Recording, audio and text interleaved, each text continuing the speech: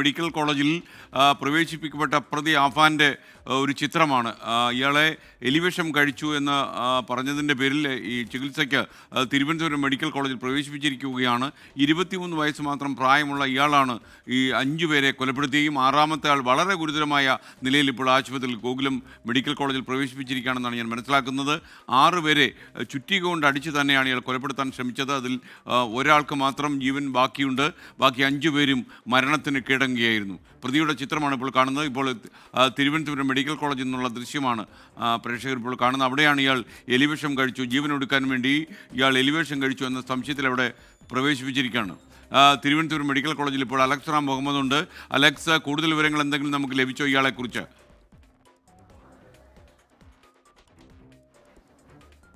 എസ്കരി പ്രാഥമിക വിവരം തന്നെയാണ് ലഭിക്കുന്നത്. അതായത് അഫാൻ അല്പം ഏതാണ്ട് അരമണിക്കൂർ മുമ്പാണ് തിരുവനന്തപുരം മെഡിക്കൽ കോളേജിലേക്ക് എത്തിച്ചത്. ഇയാളെ കാഷ്വാലിറ്റിയിലേക്ക് പ്രവേശിപ്പിച്ചിട്ടുണ്ട്. അയാൾ മനസ്സിലാക്കുന്നത് വലിയ ആരോഗ്യ പ്രശ്നം ഇല്ല എന്നാണ് മനസ്സിലാക്കുന്നത്. എലിവേഷൻ കഴിച്ച അയാൾ പോലീസിനോട് പറഞ്ഞിട്ടുണ്ട്.